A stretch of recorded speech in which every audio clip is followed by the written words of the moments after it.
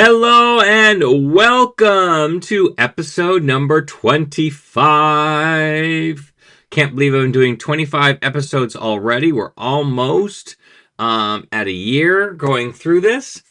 So, okay, quick poll. Who has a class where one kid is still processing the sentence from yesterday, another kid answered before you finished talking, and then there's that kid reading a novel in week 2? Yeah, same.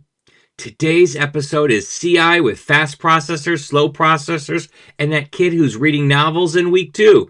Because differentiation in CI is real, necessary, and occasionally unhinged. I'm joined by Pamela Parks, and we're talking about how to keep everyone engaged without planning 6 different lessons or losing your mind. If your classroom processing speed looks like rush hour traffic, this one's for you. And we'll be right back after these short messages. To comprehend this, real talk for real language teachers. No drills, no dry theory, just honest stories, practical ideas, and a reminder you're not alone in the CI trenches. Let's dive in. And welcome back, Pamela. She has been a steady. We're happy to have you. We're happy to have you. So, today we're talking about differentiation, which is a buzzword, but I think it's an actual, unlike many buzzwords we have, I think this one is one of the more valuable ones. Because, absolutely. And actually, just to put traditional teaching up on the block right now, on the thing, doesn't really differentiate very much. And they say, that 4%, that number comes around a lot, that 4% of the people can learn that way. And I mean, I learned that way. It's not where I got my oral proficiency from, but I did learn that way. But when you figure out 4% of a class of about 35 kids, it's one kid. It is one kid. That stinks. And that's not differentiation, teaching just to one kid. And no, if an administrator knew that, they would say you need to take that away. You can't be teaching that way, to teach only to one kid to the exclusion of the others. Yep. And so hopefully today our audience will come away with strategies and techniques to differentiate without having to reinvent the wheel, without having to plan multiple lessons. I mean, for many of our teachers who teach lesser taught languages, which sadly is even now French nowadays, they are the sole teacher and have to teach all the preps. So you teach Japanese and French. And Japanese and Spanish. And so you are the queen of preps. I would go crazy. I am not writing 20 million lessons for the same thing. I need to embed my differentiation into every lesson. And actually, that's why I turned to game-based learning, because games have the differentiation built right in. And I'll explain that as we... They do, actually. And I will say, I've not had to teach... Well, 1 year I did teach all the levels. Level 1, 2, and 3. Plus what we called level 1B, which was for the kids who failed level 1, but we didn't want to keep them with the 6th graders because they were 7th and 8th graders, and that there's just too much of an age, a maturity gap between 6th graders and 7th graders. So those were the challenging students. I had quite a few challenging. I've got a lot of repeats for my Spanish class who took it in middle school, and then they come to high school and they want to retake level 1, and then I've got the seniors who want to take Spanish level 1 too. So that's not the challenging I'm talking about.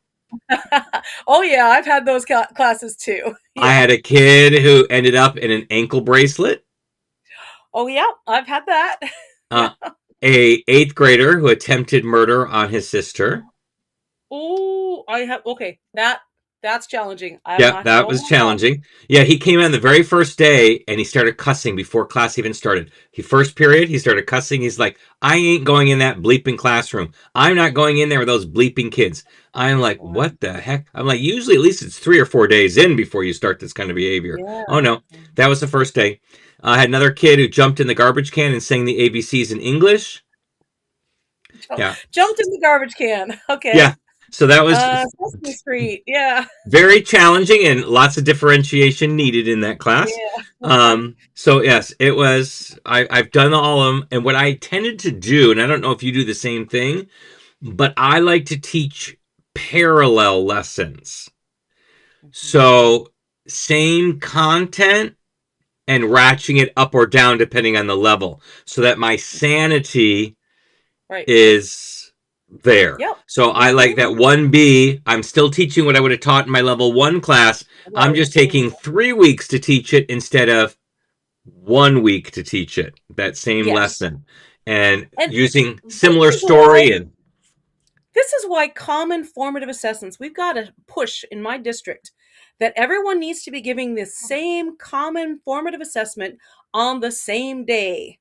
And if you do that, first of all, it's no longer a formative assessment. But secondly, I've got 2 Spanish 1 classes. They're not on the same level. yeah, I can't do that exactly. on the same day. And so this push to march lockstep is, like you were saying, the district doesn't understand differentiation. Yeah, they like to spout it, but then they Yeah. don't understand, and they want us to be all robots. And if you want a Yep. robot, you can go ahead and hire AI or Rosetta Stone and just go ahead and do it. Though I've seen districts do that, use Rosetta I Stone. Rosetta Stone came to all the districts in Washington state and said, "Hey, you could save money by firing your teachers and just having a computer lab." Yeah, Wow. That's yeah, why none of us language teachers in Washington state will even touch Rosetta Stone, just ignoring the fact that it's only like it's not very rigorous and it doesn't make any sense and it's only the Pimsleur method, but at any rate, yeah. yeah, not a good company. No, absolutely not. Absolutely not. Yeah. And if that's what you really want for your kids, then that's not doing the best for the kids, but that's Yeah. on you. But when you have human teachers in there, we are not the same. And that's what brings the classroom experience to the kids. If you want a robot, the kids are not going to be engaged. They're not going to do that. And They're not. I'm not necessarily against combative formative assessments, but doing everything on the same day. It's like, I want to have, okay, by 5th week of school, we need to do some sort of assessment that measured the same standard, and so we can compare apples to apples, a same proficiency based formative assessment, Right. not one that says, can they do adjective agreement? Right. Because Exactly. that's not that's something completely different. But can the kids understand this story that has adjectives in it? That Mhm. is one, but we don't have to give it on the same day. Right. At the same point, like, I know my kids in period 3 will be ready 2 weeks after my kids in period 1 will be ready for that test. Right. And so if we just Exactly. say, here's a by date, we have to have it done by, because my middle school, we really did this well. We always had by dates. So we want to have this done by this date. You find the best time to give it to your students, and I Uh-huh. wouldn't necessarily give it in the same like I wouldn't give it the same day for all my classes, but I Right. would be Mhm. it would be very by the certain date, so we can compare data. That was the point of that Yeah. date in Yeah. there. And we were really Absolutely. flexible with that. We kind of like go, well, my kids aren't really ready there. Okay, let's shift it up a week. We would very flexible, but we weren't doing it on the same day. But you say that lockstep. A lot of administrators are now saying that they want you to be on Unit 2, Page 2, Lesson 3 of that thing on the same day. So if a kid happens to switch that day in the middle of the period, they will Yep. not be lost or behind or ahead or anything else. And that I just find to be. Well, and you touched on this a couple seconds ago when you were talking about the standards and everything. And this is something that if you're not a language teacher, you don't understand. Our standards are really descriptors. Mhm. Okay. They're what can you do with the language? There is no standard in the world that says all Spanish 1 students need to be able to say the pencil is yellow. Yeah. Who cares about that? Okay. It's what can you do with the language that you have? And so, what we are looking for is totally different than, hi, I'm a math teacher and the students need to know how to take the differential equation of this thing. It's Yep. different because we're building in relevance to our students. We're working with whatever organic language comes up with them. And we want to know that, can they produce language in an authentic way? That's not this rote memorization of, say the pencil is yellow. Yep. Exactly. Because I think a lot of the times, there are a few exceptions, but a lot of the standards in other disciplines are more concrete. They're Right. more objective. Can they do this or not? Where Right. ours are more subjective. Now, English will have some subjective ones about, can they write a persuasive essay, that kind of thing.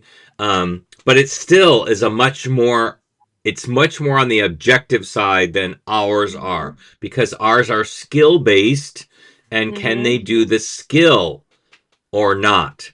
So it's Right. not like a fact they can't study for, because my kids always want to do retakes. I'm Yeah. like, you can't retake. It's a skill. If you can't Skill. dribble a basketball today, just if I give you another opportunity to dribble a basketball tomorrow, doesn't mean you can do it. You've got to build up that You got skill to first. practice. It's a Yeah. progressive skill. Yeah. Yes. Exactly. Absolutely. Yeah. So I'm So, going to tell you the first thing that absolutely, it was a light bulb moment for me and dovetails into this whole discussion. This was several years ago. Now, normally I teach over the summer. I enjoy teaching, and I'll be the summer school teacher and stuff. And one of my friends asked me, she's like, "Oh, there's this great conference. It's online going on, and it's about special ed." And I was like, "Yeah, sure, I'll do that with you." And as the day got closer, I was like, "Oh God, I'm teaching. I don't have time for this conference." And I was just about to blow it off. And I thought, well, maybe I'll turn it on in the background while I do the dishes or something. But I'm so glad I didn't blow it off, because Dr. Shelley Moore was there. Dr. Shelley Moore is out of Canada and a special ed teacher. And she had this beautiful analogy. And she said, "Oh, I went to school. I can't do it justice. All right. I'll give you, for the show yeah. notes, I'll give you the link to her little 5-minute video where she also explains it. But she says, I went to school because I love making baked potatoes. So I went to culinary arts school and I learned how to make the perfect baked potato. And it was absolutely like so delicious, fluffy, melt in your mouth and everything. And I come into school to feed it to my students, and I give them all this beautiful baked potato, and it's lovingly fluffed, and it's got the butter in it, and it's got chives sprinkled on top and some bacon bits. And my first student says, I'm lactose intolerant and you put butter in here. And my second student says, I'm a vegetarian. I can't eat these bacon bits. And my third student says, ew, I don't touch vegetables and you sprinkle chives on the top, and ew, I don't want this, you know. And suddenly it made understanding the standards and differentiations made total sense to me. And I'm not doing it justice. She tells Yeah. a great story. But she always talks about, what is your baked potato? What is the absolute minimum that the students need to know? This is the skill that they need to know. Yeah, I thought she was genius too. Yeah. They need to know this. The stuff that they sprinkle on top, the butter, the chives, the bacon bits, whatever else, the stuff they sprinkle on top, that's going to make it relevant to the student. That's all bonus. So if you've got your high flyer who is using transition words between sentences, yay, that's great. But all I really wanted was for you to have a subject and a verb. And today we're working on adverbs, or, whatever. That's my baked potato. And if you're doing more with that, hooray, that's the Yep. differentiation. And I love that analogy. That is an Yeah. incredibly accurate analogy. I love it. Yeah. And you reminded me of something when I don't I don't assess explicit grammar anymore, but in my early Yeah. career I did. Mhm. But I was not the teacher. I was trying to find a better way to do it, because the normal way that teachers do it is they give you credit and then they start taking half points off because you missed an accent mark or you didn't do this or that. And I flipped it. So Yeah. I said, what was my minimal viable answer that I wanted? So like you said, a subject and a verb. Maybe that's all I wanted, right? That was the minimum. So if you did that, you got it right. Exactly. If you put some more words in there, plus a half a point. If you got it all spelled correctly, plus a half a point. So you weren't losing points, you were earning bonus points for being more accurate or more detailed. And so this is game-based learning, because in a video game, Mario's getting the coins. He's not losing coins. Right. So you're all, yes. Mm-hmm. And the more advanced you are, the more coins you're going to get. So, and this is long before I even thought about game-based teaching, but it flipped it so that the average kids, the struggling kids, could still be successful because they're showing, but it also allowed my superstars to I got 7 bonus points. Yes. And they like to show that. Because I had a principal 3 principals ago who hated extra credit.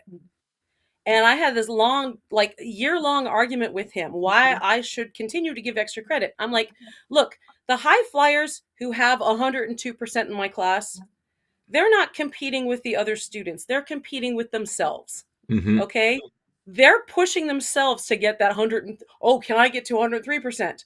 That's not taking anything away from the students who are struggling and need a little more scaffolding. Okay? So, like, I think that's crucial.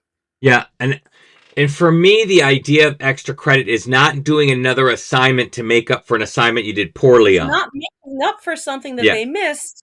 It's, hey, you impressed me. I'm going to reward you for going above and beyond. Exactly. That's a totally different philosophy than, okay, you didn't do this tough assignment. I'm going to let you do this easy assignment to make up for it. No, that's the kind of extra credit that the kids always think about when they think of the word extra credit. I'm like, you got to earn the original credit before you can get the extra credit. Exactly. But it is the icing on top, like you said. That's the icing. It's icing on the cake. It's icing on the top. And it's funny because there is I'm going to see if I can find it while we're talking. Sure.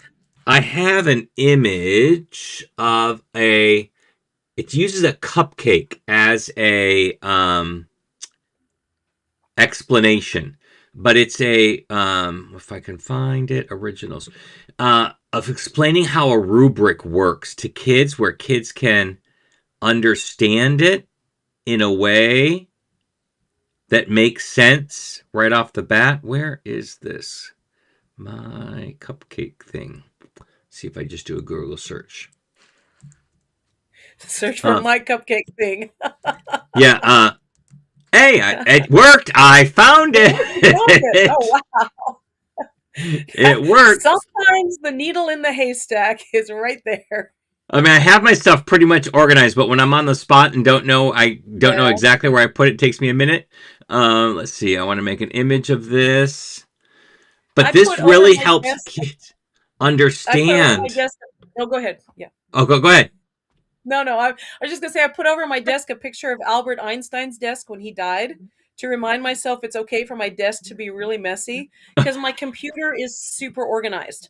So my students are always they're laughing hysterically because they'll ask a question and I'll be like, hold on, and I'll just pull up that lecture that I have in my back pocket because my computer's so organized. Yeah, my classroom is organized too. But I use all my organization skills at school and have none. Like if you saw my desk right now where I'm sitting at, I'm embarrassed.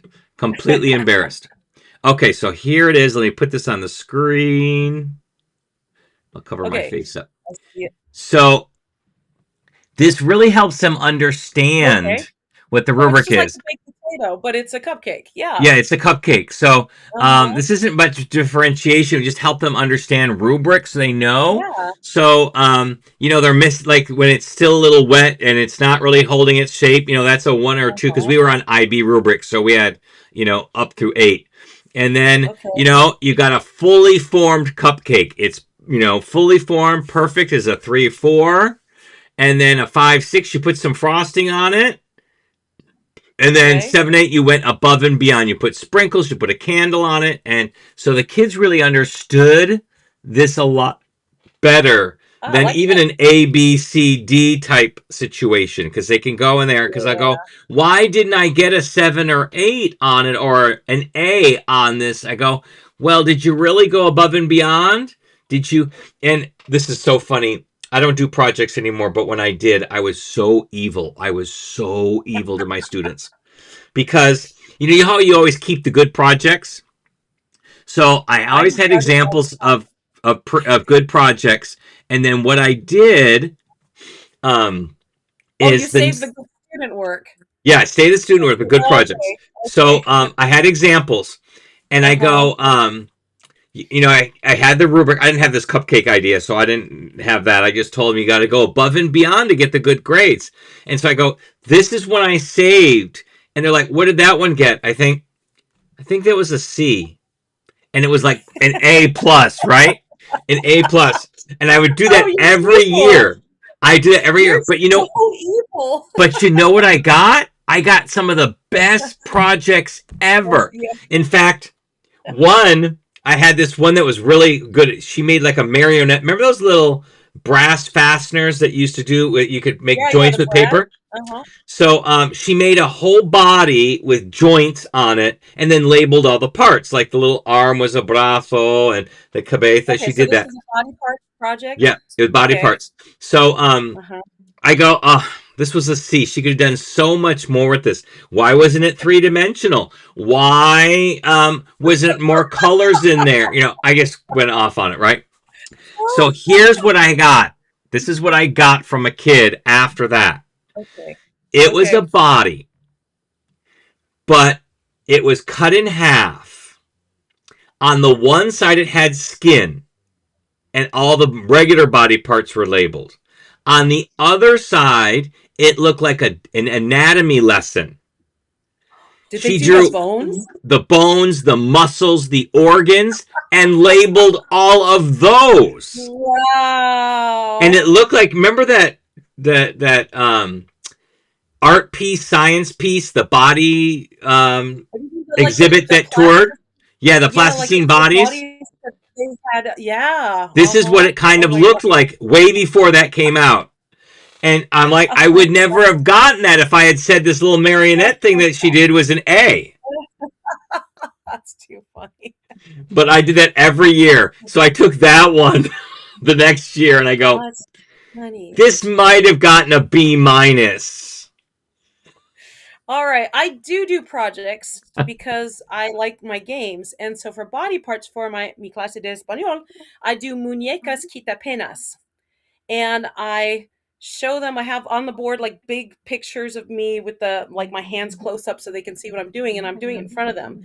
But I take pipe cleaners and I bend it around. I say, "Oh, una cabeza," and I only teach español uno, so I only need them to say like the basic stuff. And then I've got yarn, and after they make their little pipe cleaner form, they can wrap whatever colors they want around it, and we can talk about la cara, los ojos, un nariz, and they can draw that on with a marker, whatever. But for me, the project is, I don't really care if you come up with a really stupid looking character, as long as you're speaking in Espanol the whole time. If I hear you speak English, that's it.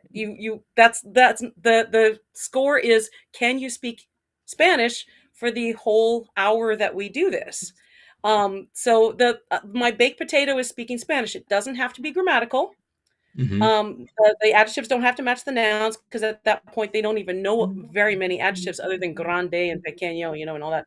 But they're so engaged in making the little figure that they're trying harder to talk to their friends, and they know their colors, so they can say, "Oh, amarillo, oh, amarillo, amarillo," and they can point to it. And I'm like, "Yeah, you're speaking in Spanish, good." I walk around with a clipboard and I pretend to grade them, but really all I'm listening for is, did you speak English right now? So yeah, and I like what you talked about even last week, and you brushed upon it today too, that you give them that language so that they can communicate with each other on the activity on there, instead of assuming that they can come up with their own. And so I think we do that a lot in teaching. We assume. Like, I made a mistake years ago when I had them write I was my native speaker, so that's like English class but in Spanish, and I asked them to write a paper using double space of paper. Like I thought, these are sophomores, you've had to have written a double space paper by now in one class or another. So they didn't know what it meant, double space, and they didn't Right. ask me. And I assumed they knew, but this is what they turned into me. Word, space, space, word, space, space, word, space, space, word. They didn't It's realize it meant hysterical. I need to leave a space between the lines so I have room to write Right. comments. Right. Yeah. Uh-huh. So it was just so funny, and my supervisor at the time was an ex-English teacher. She goes, "You got to be so graphic when you explain these things because you can't assume that they Right. understand and what they know." And we do that a lot. Like we get into high school, we assume they know how to behave in a classroom because they've already spent 9 years there before they get to us as freshmen, but they don't. And so you Yeah. have to tell them. That was one of the big shifts in my classroom management techniques was, I didn't tell them what it looked like to behave Yeah. in my classroom. So they didn't Yes. know. I just said, you need to behave. You need to make smart choices. And they didn't know what those things Didn't know what a were. smart choice was. Yeah. So Exactly. you are absolutely right. So differentiation, super easy to do with chat mats or any kind of scaffold that you hand out your students. Or I have the students, we're using interactive notebooks this year. I'm experimenting with interactive notebooks and I'm really liking them. So I have them write things down in their interactive notebooks. I'll hand them a handout. I've got things projected on the board, all the sentence frames that they need and the major vocabulary words. Okay, now your high flyers, they're going to take the paper you give them and they're going to throw it in their backpack and they're never going to look at it. Mm-hmm. Your middle of the road students, they just need something in their hands to feel confident, or they need to know that's up there on the board. Oh, yeah, that's right. That's where the word wall is. They just need to know and they'll glance at it, but it's mostly just to reassure themselves. The students who really need the scaffolding, they might be reading off the board. They might be reading off their notes. That's okay. They have chosen the level of scaffolding that they need. It wasn't any extra work on my part. It's there for everyone, and the students self select what level of scaffolding they're going to use. And it's not cheating to have the notes because what we want, what we're checking for is, can you put the words together in an authentic way? Can you communicate? If the words coming out of your mouth are understandable by another student, that's what we care about. Absolutely. And I'm going to share something with you. You said chat mats, but something I have learned recently. When I heard, I don't know if you've heard of this app before or not, but Notebook LM, which is a Google app. I've heard of it. When I thought it really was, I thought it was a note taking app because I'm always looking for better ways to take notes. So that's what I thought that this was, but it's not. And I watched an online video that explained what it does, and I was like, oh, this is freaking genius. And so here's an example. I'm just downloading it right now of something I've created to make some kind of chat mats and vocab stuff for them. So I go through my textbook unit and I make infographics based on the vocabulary. So in each unit, we have 4 sections of vocabulary. So each page has got one of the vocabulary and then whatever grammar topics I find. So here is one I made. I try to make it really fun for my kids. So this is one I made for the vocabulary of Unit 4, adjectives. And so all I do is I put a list of my vocabulary into Notebook LM. I just copy and paste it. And then I tell it to make an infographic with all the vocabulary, with the English translations. And then I tell it what kind of theme I want. It could just be a basic cartoon, but my kids respond better when it's things they know. Yeah, so I've made... This is South Park. I've made The Simpsons. I've made Spider-Man, Batman, whatever can be to make it much more interesting. And so I'll print these out. And I do that sort of stuff on my own, Yeah, I mean, it would have taken me hours to this. It took a matter of 10 minutes. And that was for them to do it. I just copied and pasted and told it. I just had to wait for it to get done. And it really made a really good, a reference point for them, and like for your interactive, they could paste this into their notebook right easily. Here's one for activities that I did. This is B2. So I want to download, save. This one I did Snoopy. Oh, that's cute. So it's got all of that in there. And then let me see if I have another one. You must have a color printer. We just got one. Not a printer, a color copy machine. We got a color copy machine. Wow, because I choose my pictures so that they'll copy nicely in black and white. Yeah, I used to do it that way too. And then you could tell if that's what you wanted, you could tell Notebook LM to make it all black and white for you so that it takes that into effect. Okay. But we have this color, and technically we're not supposed to use that much color. But guess what? You default that way. When I send stuff over to the printer, you defaulted to color. Oops, I didn't change the setting. That's not my fault. Not my fault, exactly. And here's what I did for present tense. Where is it? P, present tense. That is cute. Where did it download? What is this? Because I'm called? A nerd, and the whole reason I became a professional translator in my younger days was because I wanted to read more comic books. So you got me in my sweet spot. So here's one with SpongeBob and teaching how to use conjugations. I teach all three conjugations simultaneously because I don't do the ER, IR. I don't do it that way. I do it from the third person singular. So this is what's explaining it this way. And this is great scaffolding for kids because they have access to this. And it allows them the chat mats, the different things. Because I have some other ones that I've made that aren't as creative as this. I use Canva to make them, and they've got all the stuff in it, just like these do. But those are not as interesting to the kids as these are, and it allows them to scaffold. And you were talking about where they can self-choose their level of scaffolding.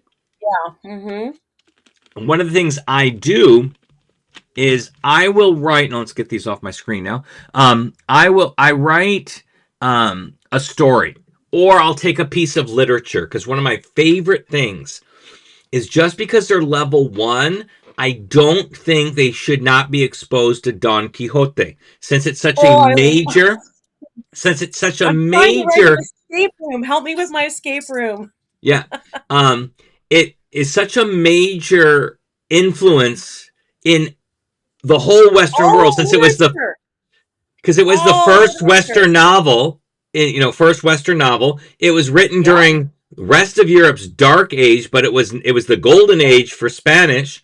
And on top of that, the kids don't. I go, you've heard of this. You just don't know you've heard of it because they reference it all the time. There's comments about tilting at windmills. You need to understand. Yes. And so here's what I do with that. So like I tell them, I show them there's a Lexus commercial from many years ago where a kid is in the car seat and he's looking up at windmills and looking at the car and looking up at the windmills. And that is a, acknowledgement to that story. And I explain to them the story. I go, here's the basics of the story. Okay, this guy dresses up like a knight in shining armor, trying to fix problems that aren't really problems. Yes. And it's a comedy. And they don't really understand that. So I go, think of it like this. It's a comedy. Yeah. Yeah. I go, think of it like this. You got Spider-Man pajamas. And you now go around the city and you try to solve crimes and be a crime fighter because you are now dressed up as Spider-Man. Are you really Spider-Man? Exactly. You're not. Then they get the understanding. So I take that little spot where he's fighting in the windmills, that little section. It's only a paragraph, and it's written in what I call Shakespearean Spanish. It's old, and it uses a lot of words that we don't use anymore. Yeah. So I take that, And then I write 4 levels of that. I get it down to like 4 sentences that are really basic, and then I up it. The embedded readings from Bryce Hedstrom. Yeah. Yeah. So I do those, and then it gets me. It's a total of 5 levels total from the to get them to the original. But they eventually get to the actual original one, and I'm like, you just read a section of what they teach in college as an entire class, this novel, one novel for an entire class. And native speakers, because my friend just took it a couple years ago, and she's from Argentina. She goes, it was the hardest class. And she goes, I speak the dang language. And she goes, it was just a really hard class. And understanding all the nuances. So I do those kinds of things, and I'll staple the whole packet together. Easiest on top, hardest on the bottom. And I say, don't go for the easiest one for you. Look through them and find one that's easy but a bit challenging, and start there. That's I+1. Yeah. That's just outside your comfort zone of proximal development. That is a foundational theory of language acquisition. You got to be just outside of your comfort zone. Absolutely. And I get a formative assessment right off the bat without ever looking at their answers, because if they chose the first one, I know they either lack confidence or lack skill. Right, and it gives me right off the bat. Then I got to do some more differentiation to figure out which one they are, because it's different approach to fix the issue. But if they start at the middle one, I've got another idea that they went in the middle one. And so once I know what level they chose for themselves, then I look at the answers to find out if it's confidence or skill. Because if they're still struggling in the answers, then I know it's skill. They chose it based on there. If it's they're nailing every answer, it's confidence that they're having a problem. But I didn't do anything. The other foundational theory of linguistics. Yeah. Yep. And so here's another. And now with ChatGPT, as I said, I don't use it to create things. I use it as an assistant. So I already have the Don Quixote, or if it's my own story that I wrote, I will then ask ChatGPT to give me 4 differentiated levels, starting with just the basics. And I tell it, and if I don't like what I get, I tell it to redo it. I don't like that one, or I didn't like the second one it did. So I don't have to create each differentiation anymore. I can have ChatGPT go through and come up with that. I wrote the story. It's just coming up with the variations because I'm a busy teacher. And so kind of like my friend always used to say when it comes to classroom jobs, anything that doesn't require a college degree, delegate out to students. And so you don't need a college degree to simplify a reading that they're going to do. So I delegated to ChatGPT because I could be better used my time coming up with other readings or stories for that. So it's another way to differentiate. And sorry to monopolize right here at this moment, but another thing, and this happened live. It was live on one of our podcasts, I think it was.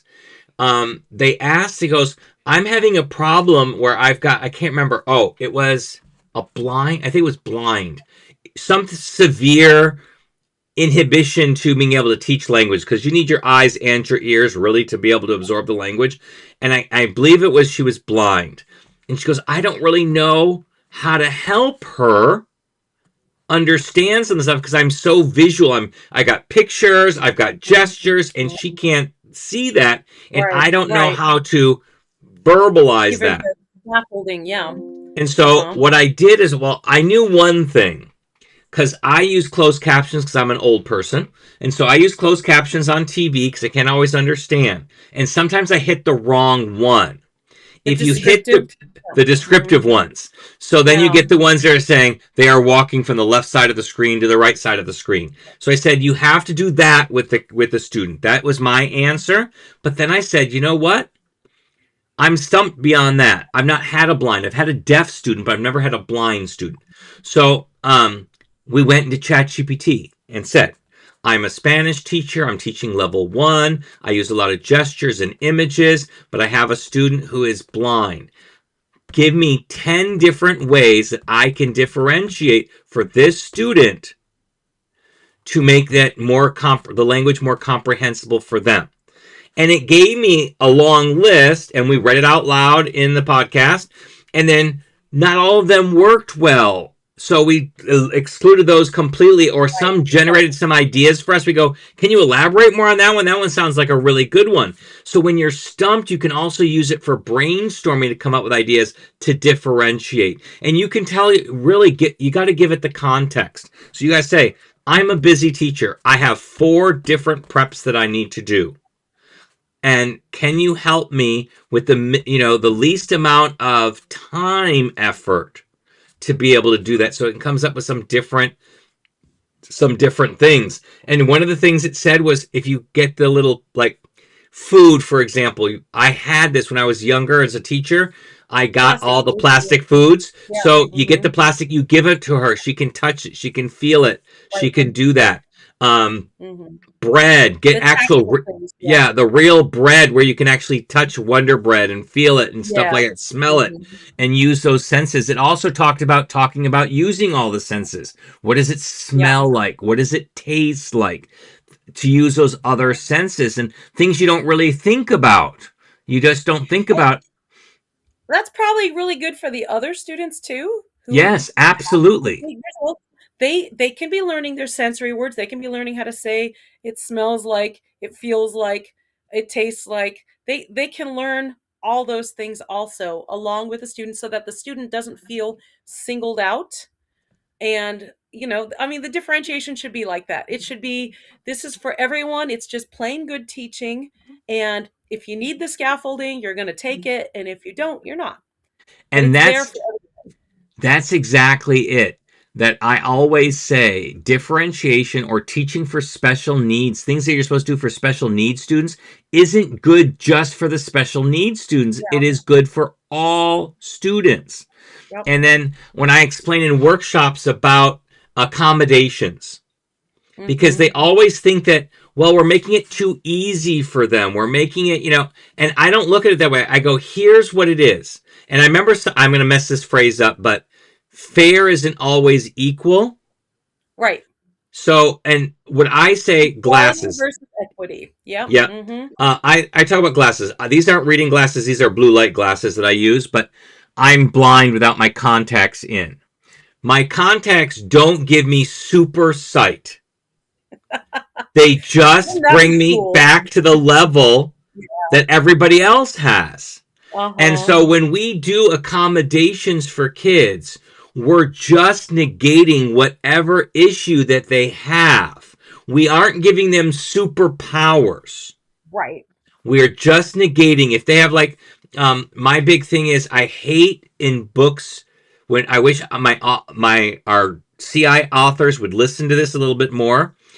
They like to footnote the vocabulary at the bottom of the page, or worse yet, put it at the back. And I know they can't do for everything to put the words like I'm going to tell you, because it'd be way too much translation. Yeah. But when I put a word, like if I have a reading on a test and I need a word and I know they don't know this word, I'll put it in parentheses right next to where they needed it. Because a lot of kids, especially struggling readers, whether it be from a special needs issue or just their slow readers, have trouble tracking. So it's got a little footnote. They know to go to the bottom of the page, and then they go back and they lose, where was I? And they got to reread that whole section, where it's just easier to have the parenthetical right next to it and help them through that. So that's not giving anybody superpowers. It's making everybody on the same level playing field, that only my top students could figure that word out, and not my average and my struggling students could figure that out. So we need to talk about the difference between accommodations and modifications. Yes. Because those are two different things. Absolutely. So accommodation is, how does the student access the material? All right. So, you might, like, are they going to access it through writing? Are they going to access it through speaking? Are they going to access it through listening? Are they going to look at pictures? That's how do they access the materials. Modifications are you're giving them a different assignment. Yeah. But we don't want to do that. We don't have time. I teach Spanish, French, Japanese, and they made me take on an English language arts class this year. I don't have time to write 15 different assignments for the same skill. So I don't want to modify anything. I want to accommodate the students so that they can all have the same lesson. They're just accessing it differently. And here's a good example of that. Accommodation is I'll take a reading and I'll chunk it, where normally I'll have most of my kids read the whole reading and they have the questions at the bottom. But for my struggling readers, I'm going to chunk it. I'm going to have like a paragraph or a few sentences, and then the questions that apply just to that section right there. Yep. The modification is I write a simpler story for them to answer. And I don't want it, you're like you said, I don't want to do that. Because it's not that I don't really want to do it. It's the time constraint. That if I have, let's say I have 7 struggling readers who are struggling at different levels, that's now 8 versions of an assessment that I need to make. Yeah. And I'm only human. I can only do so much. And if you are teaching French or Mandarin or German, and you're teaching all the preps, and you have to do that for every class, now your job has become overwhelming. Mm-hmm. Well, and not only that, we spiral a lot in language. Yes. Okay. So like my French 2 classes, there's not enough students who are interested in French 3 and French 4 to make a separate class for them. Yep. So they get embedded into my French 2 classes. Sometimes I'll say, all right, you guys are ready for the subjunctive. Here's a little reading with subjunctive that you can do, and you can circle the subjunctive, or here's a Blooket for you while everybody else does this thing, which, you're so good at this other thing, you don't need to waste your time on this. But generally, it's fine if they do things that they did last year, because they're doing it at a higher level now. So like, we're gearing up to play store, where I'm gonna, I've got all my ugly clothes that I've been saving, because my mother's a shopaholic and sends the ugliest things. And I've got my plastic food, and I've got all my school supplies, and we're gonna have a store. And guess what? The French 3, the French 4 students, they get to be the shopkeepers, while everybody else is coming and buying stuff from them. And so they need to understand the culture of French shopping. The customer is not always right. Okay. You better greet the cashier when you come in, or they are not going to wait on you. Absolutely. In France. With something, I'm sorry, that's on you. You bought it. Okay. So my French 3, French 4 students are the cashiers, but also my high flyers, the ones who need more challenge.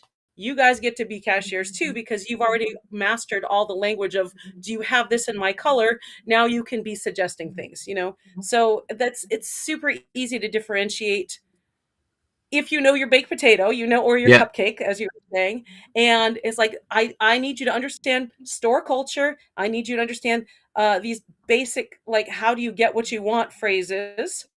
Okay, now go to town. You're going to have to apply that when you want to buy this ugly striped red shirt that I have lying on the table, or whatever, Absolutely. Absolutely. And I always say, and when it comes to CI teaching, a lot of differentiation is already built in, because we do gestures. So you've got your kinesthetic modality. We do songs. You've got your music modality. We do images. So you've got your visual modality. You listen. So you've got your oral modality. Then you've got text on the board. You've got your written modality. So we're already doing that.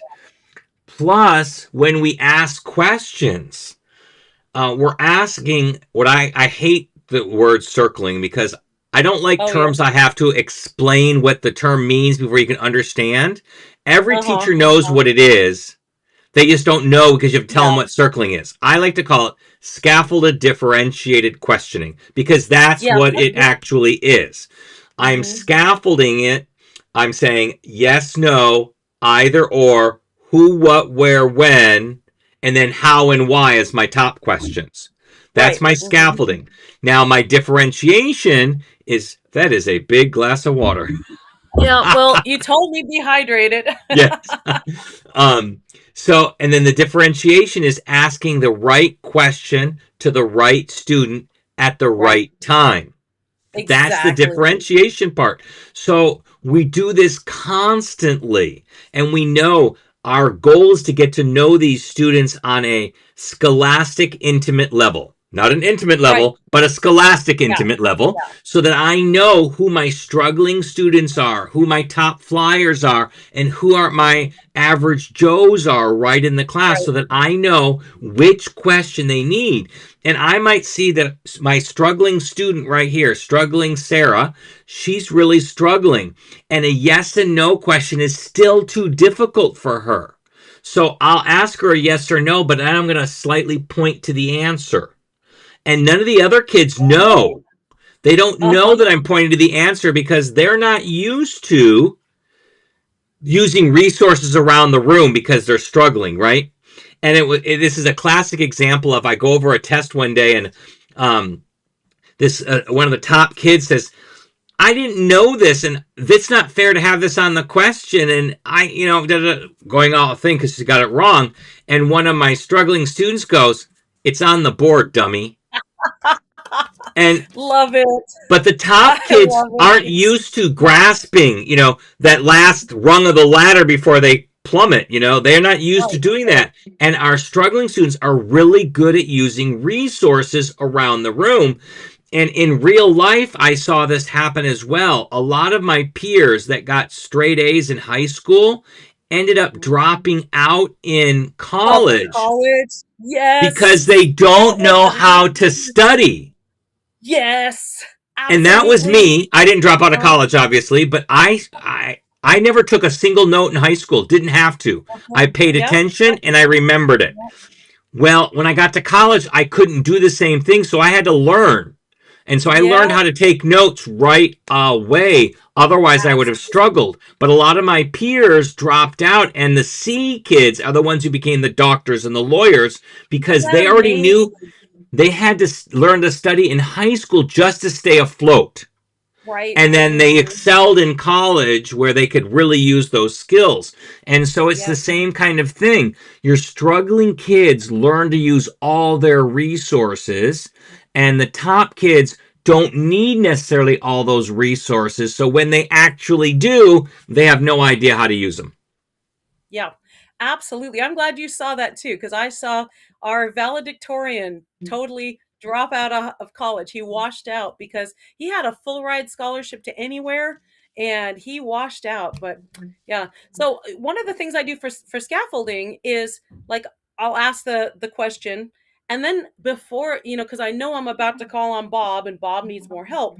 And I'll be like, tell those, where do we look in the class for the answer to this? And I'll have everyone point to the chart of chartiness, or whatever, the word wall or whatever. Where do you look for scaffolding? And then so it's like a whole class thing, and then I can call on Bob, and Bob knows exactly what to do. Yeah, Absolutely. And I don't know if you've heard of, I'm still learning the process and experimenting in my classroom with TPRS 2.0. 2.0. What? Yeah, it's an upgrade. So it's controversial because it looks like there's forced output, but it's Okay. not. It's been really scaffolded output, and you're giving them lots of times just to read it. But what you're asking them to do is to, at the bare minimum, read a correct sentence in the Right. different forms. So you're asking it in first, second, and third questions, and they play the different roles. They call this triangling. I call this interviewing. You're interviewing the character of You got the the circles and now the triangles. yeah. Okay, got it. And we're gonna have cylinders and 3D spheres coming up soon. But again, No, I've not triangling. even heard of this. What's wrong with me that there's something new that I haven't heard of? Yeah. So it's this thing. I mean, triangling. I have to explain what that is. But if I say interview the characters, then Yeah. it's much more obvious. So he'll say something like, after he's gone over it takes a lot longer to go through a story, like 4 to 5 weeks to go through one story in the beginning as you're Uh-huh. training the kids. So you've really worked on Yeah. this slide for like 3 or 4 days. And then, because he always has slides up there, and he's got the scaffolded sentences up there, and he's also got a verb conjugation chart up there too for that verb that they're working on. That's our square. Yeah. So you go through and you do this, and then after you've worked on this sentence and you've done all that circling, all the scaffolded differentiated questions, you now go to the triangling questions, which is the interview questions. And you'll say, John, you are the telephone book in the story. Okay? Tell me what's going on. I am the telephone book. Right. I am Bob's telephone book. I am big. The other day, the students were awful at it. Yeah, okay. You got to practice it. Yeah. I am big, but you're asking your top flyer to start this, right? I am thick and I have lots of numbers in me. And then you're asking every kid to be the telephone book. And they can copy exactly what the other person said. Right. And I'll write down the sentences on the board for them, so the scaffolding for the other kids. But the last kids you ask are your struggling kids. They've now heard it 27 times. It's also written on the board. It's also on the slide. So they have all of these things that they can say. But then I'll say, okay, now you're going to be the main character. Now talk about that. And so you're using it. And it says, now I am, you, the teacher, are the telephone book. Talk about me. So it says, you are the telephone book. So they're practicing all the different verb forms. But where it comes into the differentiation, the scaffolding is you pick your kids strategically. You start with volunteers, so you get your top flyers. Then you start going through your mid kids. And then you're going to go to your struggling kids. And what I like about this is you're supposed to do this at least 20 times with each thing, so that you're not necessarily doing every student, but they're getting enough repetition of this, and you are working on form, that they do it correctly. So you help them. If they go 2S, they go, is it 2, which sounds better, 2S or 2 eres? And they'll go, eres, or if not, they'll point at the little chart that's on the slide to help them with that. You'll white it, yeah. Yeah, so that they are really working on form, but not coming up with the form out of their head. They're reading it. So that's where the subtlety comes in. It's not forced. I'm not asking them to come up with these sentences out of the air, but we're practicing correct sentences so the forms get in there. And they say that after about 80 hours of instruction, the kids can get a 3 on the AP test. 80 hours of construction on level 1, the first 80 hours. And he goes, some kids can do it quicker than that. And that's amazing when you think about that. And there's a book. Here's the book. In fact, it's sitting right here. So the fastest way to fluency 2.0, you can get this I'll link it in the show notes, on tprsbooks.com. It's the only place it's available. So there. And then if you search on YouTube for Blaine Ray TPRS 2.0, he's got entire classes, because he teaches online now, entire classes that you can watch and see the progression. But what the kids can do is amazing after this. And I am nowhere near as good at it, but I like how they differentiate by making sure that the last kids to be able to ask the question have heard it at least a dozen times before it's their turn. And then they can kind of figure out what they want to say and what they got. And they got all these different options. So it's really amazing. We are near the end. It went so quickly again. You're such a great person to talk with. I didn't get to what I promised to talk to you about. And that's what I was just about to ask you. I was going to say, before the show started, she wanted to talk about a game that she likes to play. So I like to invite her to talk about that. This is a speed run of my description of this. Okay. So the reason I like game-based learning is because the differentiation is built right into the game. So I have made an apples to apples for French, for Spanish, and for Japanese, and I use it with all levels, because what is apples to apples at its foundation? It's here's a noun or a noun phrase, here's an adjective, match them, okay? But the fun of apples to apples is arguing with each other. So the struggling students are going to say, the elephant is big. That's fine. That's a valid sentence. That's your baked potato or your cupcake. All right. The middle of the road students are going to be able to say, I don't know, the whale is bigger than the elephant. Okay. Maybe it might not be completely grammatical, but they'll try to make a comparison. Okay. Your high flyers are going to say, the injustice. How could you choose the elephant over the whale? The whale is much bigger than the elephant. And they're going to go on a tirade. And everybody is engaged in the game. Everybody wants to win. Everybody's having fun. Everybody's speaking the target language. The students who need the scaffolding have their chat mats or their notes or the supports up on the board. The high flyers aren't looking at that. And I didn't have to do anything new. All I have to do is take my clipboard, sit in the middle of the class, and eavesdrop on everybody and just laugh at the way that they argue with each other. So differentiation for the win. Apple. I was going to say absolutely, but I'm also thinking about Apple, so I said absolutely. Absolutely. When differentiation it's just good teaching. It is. It's just good teaching, and it doesn't have to, the whole point of what we were talking about today, it doesn't have to take a lot of extra effort.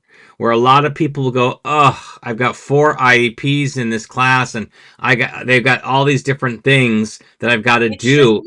It shouldn't matter, because you're going to help all students. Teach to that one student, and you're going to help all students. I know last semester I had in my non-Spanish class, I had to teach one class called Building Foundations for Success. It's a whole lot of stuff, but it's teaching them how to live and prepare for college and all kinds of stuff. There's a lot of stuff there. But I've never seen an IEP this long. Never have I ever. It had like 30 things that teachers were supposed to do for this child. And I looked at it and go, oh my gosh. And I didn't even know how to teach this subject. They just threw the subject on me, and they literally gave me the lesson plan on Thursday or Friday, and I had to teach it the next week.